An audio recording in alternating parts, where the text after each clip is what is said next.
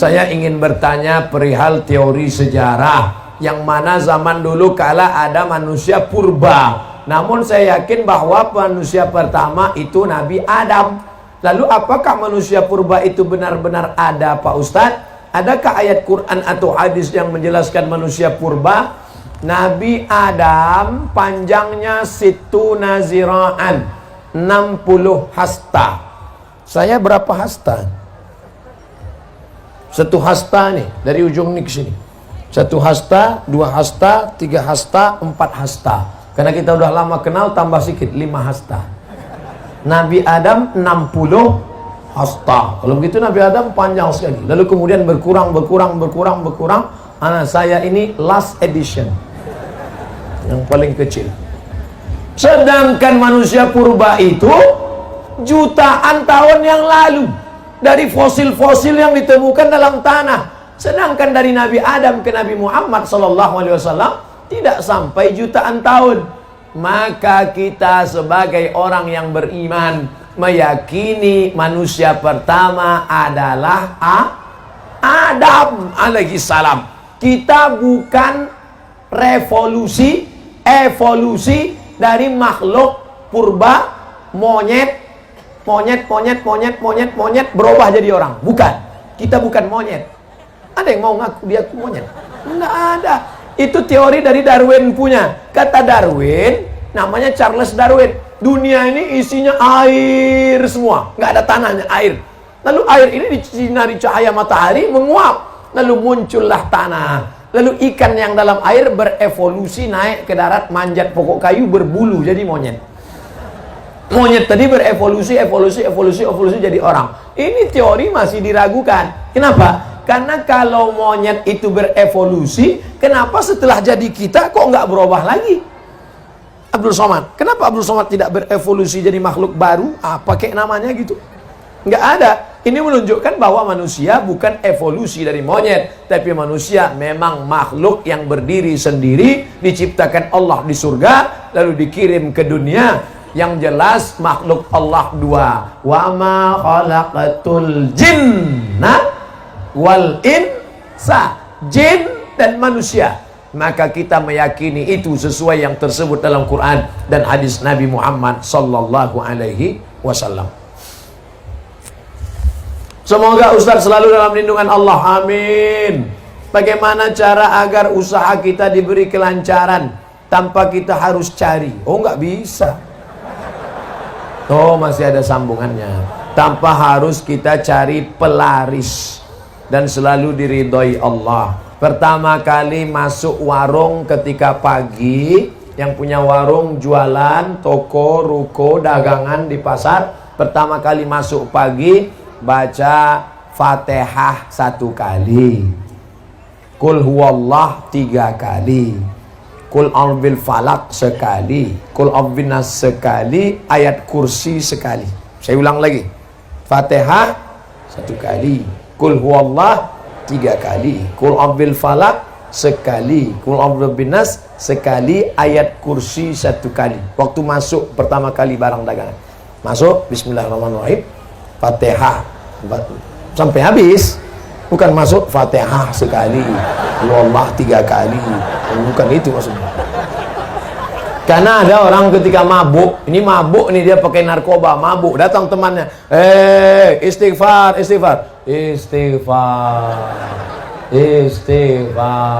Bukan itu. Kalau disuruh istighfar berarti Astaghfirullah Rabbal baraya, Astaghfirullah minal khataya. Nah, itu baca yang 5 tadi. Itu Ustadz dapatnya dari mana? Kebetulan saya diminta oleh alumni dari para habaib waktu Habib Umar bin Hafiz datang tahun lalu di Hotel Crown.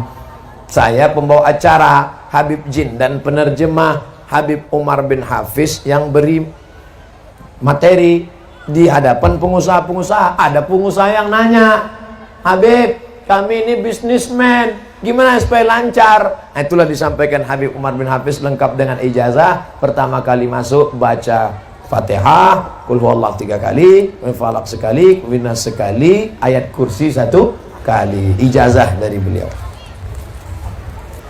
Jangan lagi pakai mantra-mantra, masuk ke dalam mantra. Hai, hantu segala hantu, setan segala setan. Datanglah, datang. Orang yang menjual jiwanya kepada iblis sudah terjadi. Coba cari di internet artis-artis yang menjual jiwanya kepada setan. Pernah lihat? Banyak di antaranya yang menjual jiwanya kepada setan. David Copperfield menjual jiwanya, ada MOU-nya, Memorandum of Understanding Between Me and Setan. Jangan minta kepada setan, kita ini hamba Allah, bukan hamba setan. Jangan minta kepada dukun, jangan minta kepada, tapi mintalah doa kepada para habaib, kepada para tuan guru dan kepada para ulama. Mudah-mudahan kita mendapatkan keberkahan hidup dunia dan di akhirat. Assalamualaikum Pak Ustadz. Waalaikumsalam. Bagaimana membimbing hati agar sabar dan taat dalam menanti seorang anak? Ustadz Somad, saya sudah nikah sebelum tahun 10 tahun belum punya anak. Berapa lama? 10 tahun. Nabi Ibrahim baru punya anak Ismail, umurnya 86 tahun. Kamu baru 10 tahun. Tunggu 76 tahun lagi. Doanya Rabbi habli minas salihin. Nabi Ibrahim berdoa 86 tahun baru dikabulkan Allah. Nabi Musa tersesat di lembah Tih, berdoa 40 tahun baru keluar. Nabi Muhammad minta pindah arah kiblat dari Baitul Maqdis ke Baitullah sampai wajahnya menengadah ke atas, 17 bulan baru pindah. Ini doa pagi minta kabul sore. Emang ente siapa? Oleh sebab itu, sulitkah bagi Allah membuat engkau hamil? Innama amruhu iza arada syai'an ayyakula lahu kun fayakun. Sudah diponis ini istri mandul, namanya Sarah. Sarah nggak mungkin punya anak, mandul, sudah tua. Tapi apa mau dikata, Allah punya kuasa. Akhirnya Sarah punya anak setelah Nabi Ibrahim berumur 99 tahun. 99 tahun jarak antara Ismail dengan Ishak, 13 tahun. 86 tambah 13, 99. Semua orang mengatakan Sarah mandul, gak mungkin punya anak. Ibrahim nikah sama Hajar, Hajar melahirkan anak Ismail, Sarah melahirkan anak Ishak. Allah punya kuasa. Oleh sebab itu jangan buka cabang dulu. Mana tahu yang pertama ini melahirkan. Kita doakan, mudah-mudahan wala aziban illa zawajtah, yang belum menikah mudah-mudahan ditemukan jodohnya.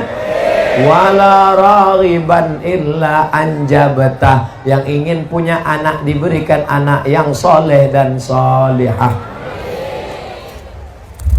Mudah Allah memberikan anak, saudaraku. Sebetulnya Allah hanya ingin melihat engkau bermunajat di tengah malam berdoa. Orang dulu anaknya 10, pulang dari bajak sawah, makan ikan asin, sambal teri, mati lampu, lahir 10.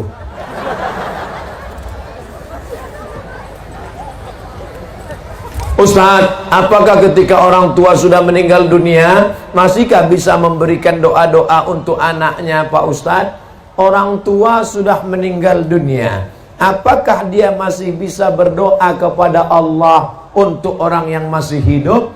Iza matal insan, kalau manusia mati, inqoto'a, putus amalnya. Maka menurut ulama yang putus amalnya itu adalah amal taklifi. Itu maknanya. Yang putus itu amal taklifi. Orang meninggal tidak wajib sholat, orang meninggal tidak wajib puasa, orang meninggal tidak wajib umroh kalau mampu, orang meninggal tidak wajib bayar zakat. Tapi bahwa setelah meninggal dia beramal, maka dia tetap beramal. Mana contohnya? Nabi ketika Isra Mi'raj, Nabi melihat ada Nabi yang sholat di kuburnya. Nabi melihat ada Nabi yang berzikir di kuburnya. Itu menunjukkan bahwa orang meninggal juga masih tetap beramal. Tapi katanya amalnya putus. Yang putus itu amal taklifi. Makanya wali-wali Allah masih bisa memberikan doa. Makanya ada orang yang bertawassul kepada Allah berkat Syekh Abdul Qadir Al-Jilani, berkat Syekh Abdullah Syattari, berkat Syekh Abdul Hasan As-Sazili, berkat para ulama wali-wali Allah. Artinya apa? Mereka masih bisa beramal. Yang dimaksud amal putus adalah amal taklifi, sholat, puasa, zakat, haji, umroh, amal yang wajib. Makanya kalau ada tetangga, kawan, sahabat yang nggak mau sholat, nggak mau puasa, suruh dia mati. Dari pesantren Anwarul Hidayah, Pak Ustadz Somad, Anwar, kalau satu nur, cahaya, cuman satu cahaya nur, tapi tadi cahaya Anwar. Nama suaminya siapa? Anwar, bercahaya. Mana orangnya? Hitam. Mohon maaf Pak Anwar, Anwar, hidayah, jalan, nur, cahaya. Semakin banyak pesantren-pesantren, maka semakin banyak cahaya-cahaya hidayah yang akan menerangi provinsi Banten, insya Allah. Banten ini negerinya para ulama yang menulis tafsir Marah Labid fi Kasfi Ma'anil Qur'anil Majid. Tafsir berbahasa Arab, dibaca orang Arab, dicetak di Arab, ditulis Arab, dibaca orang Arab, ditulis oleh Syekh Muhammad Nawawi Al-Bantani, Banten, makamnya di Ma'la dekat Masjidil Haram. Pak Ustadz, bagaimana hukum seorang penghafal Quran yang sedang haid, murojaah hafalannya dengan memegang mushaf, dan apa dalilnya? Saya hanya berpegang kepada kitab yang saya baca. Kalau ada ustadz lain yang fatwanya beda dengan fatwa yang saya sampaikan, mungkin dia lebih alim. Yang saya tahu, perempuan yang haid tidak boleh megang Quran, tidak boleh bawa Quran, tidak boleh baca Quran, tidak boleh masuk masjid, tidak boleh tawaf, tidak boleh puasa, tidak boleh sholat. 7 larangan. Tidak boleh bawa Quran, tidak boleh megang Quran, tidak boleh baca Quran, tidak boleh tawaf, tidak boleh i'tikaf, tidak boleh sholat, tidak boleh puasa. Itu Ustaz baca di mana? Al-Fiqhul Islami wa Adillatuh Syekh Wahbah Zuhaili. Jadi kalau mau ngulang bacaan, sepakat 4 mazhab, paling tua Hanafi, nomor 2 Maliki, nomor 3 Syafi'i, nomor 4 Hambali. Perempuan yang tidak suci, dalam keadaan hadas besar, dalam keadaan haid, tidak boleh baca Quran. Ada pengecualian? Ada 2. Yang pertama, menurut mazhab Maliki, perempuan yang hafal Quran boleh ngulangi hafalan murojaah, karena yang hafal Quran mesti ngulang 1 hari 2 juz. Selama haid 7 hari nggak ngulang, hilang 14 juz. Maka cara ngulangnya an zahri qalbin, dalam hati. Makanya kalau ada nanti kelihatan ada anak gadis, diam aja, itu sedang ngulang hafalan. Kalau dia hafal Quran. Tapi kalau enggak, diam, itu kesambet.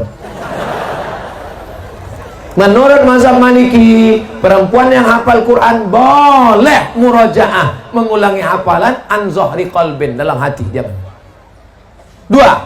Menurut mazhab Hambali, boleh mengulang membaca tapi putus-putus. Ibu-ibu yang guru di sekolah boleh, tapi putus-putus. Anak-anak murid ikuti ibu ya. Ya ayyuha allazina amanu ittaqullah haqqa tuqatih. Boleh. Jadi yang boleh mengulang hafalan 2. Pertama, perempuan yang hafal Quran. Yang kedua, guru ngajar di sekolah untuk putus-putus, potong-potong, menurut yang saya baca. Jelas? Apa perlu bersyahadat ulang, berbaiat bagi yang sudah lahir dari keluarga muslim? Bapaknya muslim, ibunya muslimah, anaknya muslim. Datang ustadz, kamu belum Islam. Kalau mau Islam harus ulang syahadat di depan saya, karena saya disaksikan guru saya disaksikan guru saya, guru saya disaksikan guru saya, sampai ke Nabi Muhammad. Tapi bapak saya Islam. Bapak kamu nggak diakui Islamnya karena belum belajar ke saya. Ini lagi tren nih sekarang. Maka ada jamaahnya yang datang ke saya, Ustaz Somad, kata guru saya, Islam saya belum sah kalau belum bersyahadat depan dia. Apa pendapat Ustaz? Bawa gurumu ke sini biar saya syahadatkan. Bawa guru kau ke sini biar ku syahadatkan. Ini UUD aja, ini UUD. Aliran-aliran model begini, UUD, UUE. Ujung-ujungnya duit, ujung-ujungnya wanita. Kalau yang mau syahadat nenek-nenek dari jauh aja. Kalau anak gadis harus di sana. Orang yang sudah bersyahadat, bapaknya Islam, emaknya Islam, tidak pernah diulang Nabi lagi syahadatnya. Yang masuk Islam awal, itu yang bersyahadat. Maka kita jangan terkecoh dengan aliran-aliran begini. Insya Allah, yang belajar kepada Tuan Guru, yang belajar pada Kiai, yang belajar di pondok pesantren, dia tidak terkecoh, tidak terpukau, tidak pusing dengan yang begini-begini. Tapi yang tidak pernah belajar di pesantren, yang tidak pernah belajar Al-Quran, yang tidak pernah belajar ilmu agama, dulu SMP, SMA, kuliah, sarjana, nggak pernah belajar agama, tiba-tiba datang yang begini, dia pusing. Makanya anak-anak kita dimasukkan sekolah agama.